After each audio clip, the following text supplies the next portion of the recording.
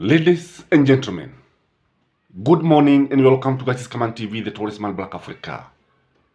Why is William Samoei Ruto's leaders, associates, allies, people like Kimani Ichung'wah, Dede Nyoro, Gladys Bush-Sheloi, Samson Cherargei, and others, why are they leading the onslaught against William Samoei Ruto's cabinet secretaries? What is happening here? For those of you who followed parliamentary proceeding yesterday, you heard what Kimani Ichung'wah said. But it is important you also pay attention to what the minority leader has said also in parliament.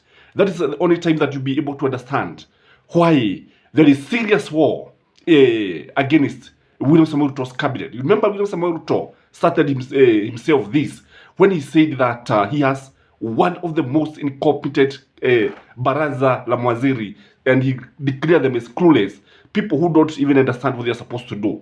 In this video, I want us to review to you guys some of the reason why hell has broken loose, why William Samoei Ruto's UDA party members of parliament and senators are leading the onslaught against William Samoei Ruto's cabinet. Before I do that, ladies and gentlemen, take that 1 second and like this video, and appreciate the way you like our videos, the way you share them, the way you comment. I don't take it for granted, ladies and gentlemen. The first reason in my view is because of the tender wars. Unajua jambo moja ni kwamba wale watu ambao wanasimamia, the people who actually oversee the tendering system, it is the CS and the principal secretaries. So members of parliament, unajua sasa hawa wanakuambia kwamba hatuna furaha, kuna mambo ulifanya jambo fulani na fulani, you have not been giving us tenders. That is the truth of the matter. And you know one thing that members of parliament are always looking for money. In fact, before you think that the main business of parliament is oversight and representation, the true business is making money. And nobody has any other business other than making money. So there could be tender wars. The second reason, in my view, is because of maybe they are not getting kickbacks.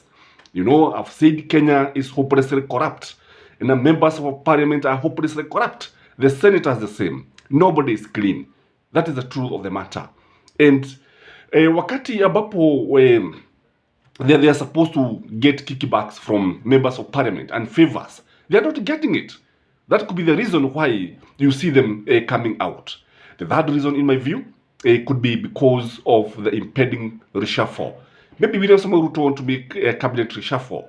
And I want to listen keenly, very keenly, to what Opiyo Wandayi, who is the minority leader, is going to say after this analysis. The other thing is that they could be doing this to please William Samoei Ruto. You know, William Samoei Ruto ndiye alianzisha hivi vita wakati ambapo alisema hivi. So for them to prove that they are working, they are helping William Samoei Ruto, they must do this. Unajua wabuge wa siasa wanaweza kufanya lolote lile ili mradi tu kumfurahisha kiongozi, especially the president. The other thing is that there could be supremacy wars between the CS and the members of parliament and senators. That's the truth of the matter. Kwamba who has more influence, and maybe members of parliament want to put them where they strongly they belong. While they should lie low like envelope. Maybe that is the message that they want to tell them. That and I want you to listen very keenly to Kimani Ichung'wah. You listen to the tone, the words, the bitterness, the anger. It tells you that there is supremacy war between the CS and the members of parliament. Again, there could also be the reality. The reality could be hitting home. You know, when you come to the ground, the truth of the matter is that William Samoei Ruto's government is losing it. That is the truth of the matter. And now, kwa sababu wanaona ya kwamba they are losing it, they could be looking for people to blame. And kwa sababu najua sasa, ikiwa William Samoei Ruto is losing it, who is to blame? It is CS who are not implementing it. It is also William Samoei Ruto whose backstop on his table. And again, that is why you see the members of parliament coming out to defend the president. That is also the other reason, maybe why they are coming out, because they fear losing the 2027 general elections. That is the truth of the matter. The ground is not very friendly to the ruling coalition. The other thing is that this could be also a strong statement to William Samuel Ruto. I think William Samuel Ruto is following what is happening in Parliament. Because when you listen to Kimani Ichung'wah, he is saying that he does not hold belief for any CS. He does not hold belief for anybody. And he is there to represent the people of Kikuyu. Parliament could be telling also the executive, we are not holding belief for you. It is for you and yourself and us for ourselves with our people. That could be a statement. Kwamba vile ambavyo mnafanya sisi hatuko pamoja, mko peke yenu, you are on your own. And we can also impeach you. And I think William Samuel Ruto should follow what is happening in Parliament very, very keenly. Again, Azimio should also be very careful. Because when I look at it, Azimio is being overshadowed by Kenya Kwanza. The role of oversight is the role of Parliament. But I think it is the members of the opposition who should come out very strongly. But when you look at it, it is the UDA, the ruling coalition, that is coming out very, very strongly. And this one could render UDA irrelevant. Not UDA, Azimio irrelevant. Kwa sababu, if you're not doing your work, it is being done by the others. And your popularity, no. Jambo moja ambalo wananchi wamekuwa wakitaka wakipendezwa na Kenya Kwanza ni vile ambavyo wanatetea maslahi ya umma, maslahi ya mwananchi wa kawaida. But now, when you look at it, it look like now ni watu wa viongozi wa Kenya Kwanza ambao wanaongoza swala hili. Again, when I look at it, it could be a notice to the CS. And Opiyo Adai has said it. It could be a notice that we are coming for you. And if you're not careful, we will not spare you. Listen to this, ladies and gentlemen. And listen to this.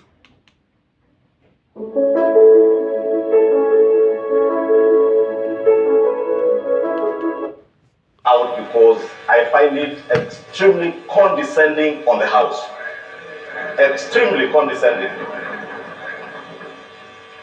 And while I appreciate that the minister has opted to come to the House, he has appeared to the House on invitation by the House, not him inviting himself, as he seems to imply in this letter. Listen to the tone.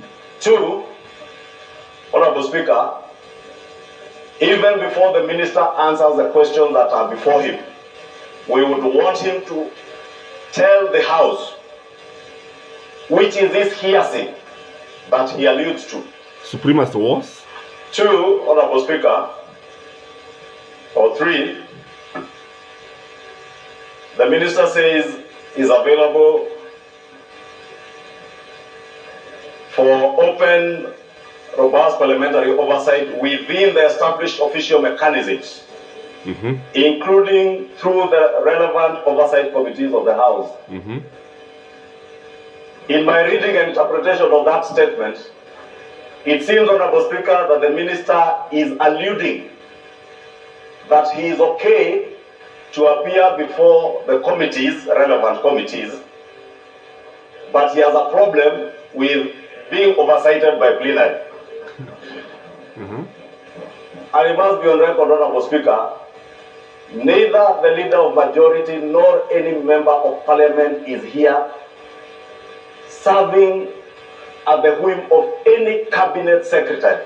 We are here as the people's representatives to oversight. Cabinet secretaries and officers of government in line with our mandate as espoused in Articles 94 to 96 of our Constitution. Therefore, Honorable Speaker, I found this letter rather condescending to the institution of Parliament. And when a minister says that we are raising issues on hearsay, it is only fair, not to the leader of majority or to the Honorable Wanjiku Muhia who raised that issue and the other members who spoke to it. And Honorable Speaker, I do not care about what Honorable Cherargei may have said or might have said outside Parliament, whether on Twitter or Facebook or anywhere else. But what is transacted within the plenary of this House, we do so rightfully as members of Parliament who oversight government. And Honorable Speaker, for the record, I want to state it to this minister and all ministers As leader of majority, I do not hold brief for any cabinet secretary. Ruto should hear this. I am hired by the people of Kikuyu and the members of the Kenya Kwanza coalition to lead them as a first among us equals. But that does not take away my role to oversight anybody. Including the president. From His Excellency the President, in the executive, all cabinet secretaries, yes, and anybody, whatever cadre you are in the executive, I will hold you to account and I will oversight you. We can also impeach Therefore, you. Honorable Speaker, I needed that to be made clear for the record, for this cabinet secretary and others, because some may be misguided to believe that as leader of majority, I am here holding brief for cabinet secretaries. When it comes to matters of accountability, I will hold you to account as if I am the leader of minority. Listen to that. I will hold you to account the same way a member of ODM or Wiper would hold you to account, because that is my mandate, Honorable Speaker. But when it comes to advancing and pushing government business and agenda in the House, I will do the same with the same gusto and energy. I will oversight you.